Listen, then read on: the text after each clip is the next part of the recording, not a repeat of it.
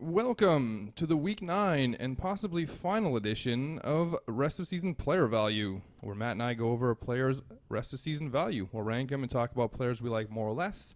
This week, we will be discussing Le'Veon Bell of the New York Jets.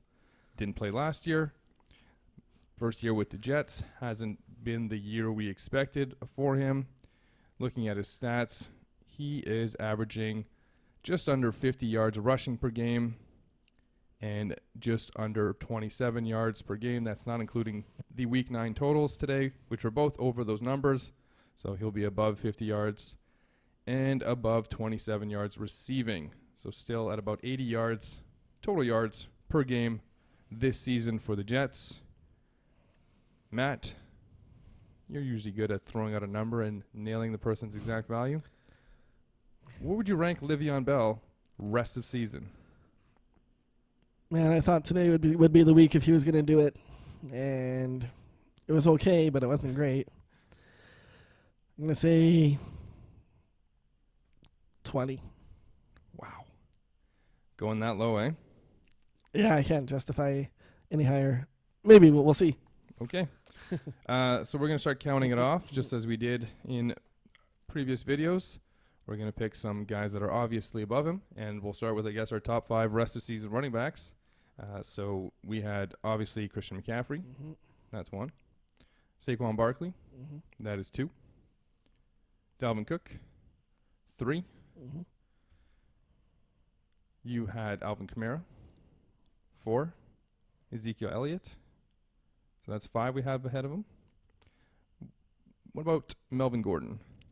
I'll take Melvin ahead of him. Okay, so that's 6 ahead of him. And we're talking PPR here, so Yep. Bell has a lot of PPR-ness to his name. I believe he had 8 targets today? 8 catches. 8 catches. Yeah. Ooh. Touchdown and a little bit more in catches. Yeah. Okay, so I lost count, but it's okay. We'll add it afterwards. We're at 6. Pardon? We're at 6. 6? Yeah. Nick Chubb. Yeah, I'll take Chubb. James Conner. Connor. So now we're at 8. David Johnson. DJ. Josh Jacobs. Yep, Josh Jacobs. Both at 10. Todd Gurley. It's tougher. I'll take Gurley, though. Sony Michel. I'll take Michelle. Leonard Fournette. Fournette for sure. Aaron Jones. Yep. You're still counting, right? Yep. I'm at 14. Chris Carson. Yep. Derrick Henry. Yep. Here we go. Time to get into it here. David Montgomery. With his great schedule coming up. Had the good game today as well. Probably, I think I'd still take Bell over Montgomery right now. Tough to predict the PPR factor here for Le'Veon Bell. He has 32 receptions on the year. That was through, I think, 6 games. 1, 2, 3, 4, 5, 6, 7 games. So just over 4 receptions per game. Let's give him a couple more points. Taking a look at the strength of schedule here for the Jets. He gets the Giants, Washington, Oakland, Cincinnati, Miami. My goodness, those are some good matchups. Yeah, mark me down for Le'Veon Bell in there, so he won't go ahead of him. Marlon Mack. I'll take Mac. I'll still take Bell. Man who had a little bit of a resurgence today. Ballsy start of the week, Damian Williams. No, I'll take Bell. You can't trust that situation yet. Devonta Freeman.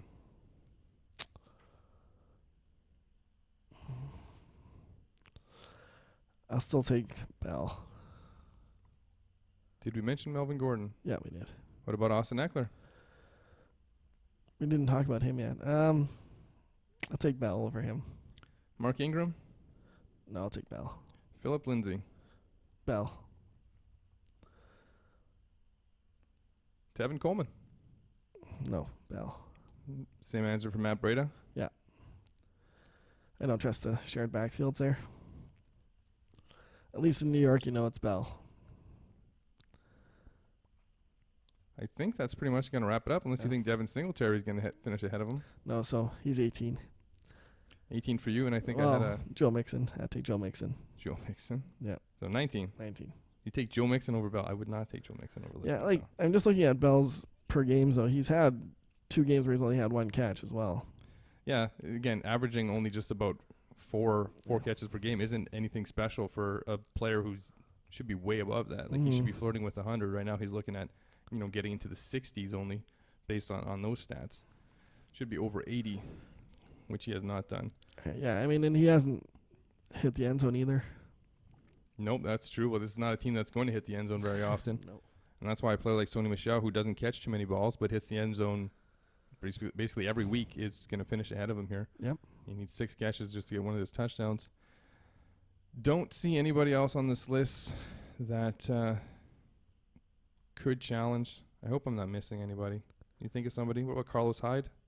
No, I'd take Bell. Yeah. So there you have it.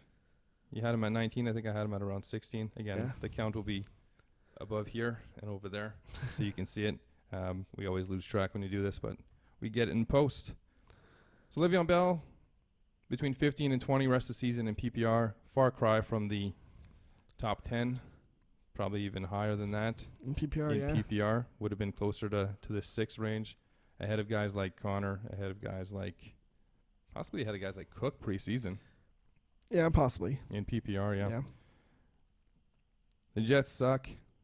Unfortunately, if you're a Jets fan, it's the reality. You probably want them to lose out and get a better draft pick at this point after losing to the Dolphins. Yeah. Because they have the tiebreaker against the Dolphins. And go Bengals is what you should be thinking about if you're a Jets fan. Anyways, make sure you like the video. If it's your first time watching, make sure you subscribe. We do videos like this that we post every day. We do have the 2 podcasts that we post every week. Matt, anything to add before we wrap this up? Thanks for watching. Thanks for listening. Hopefully we're doing both. That's it.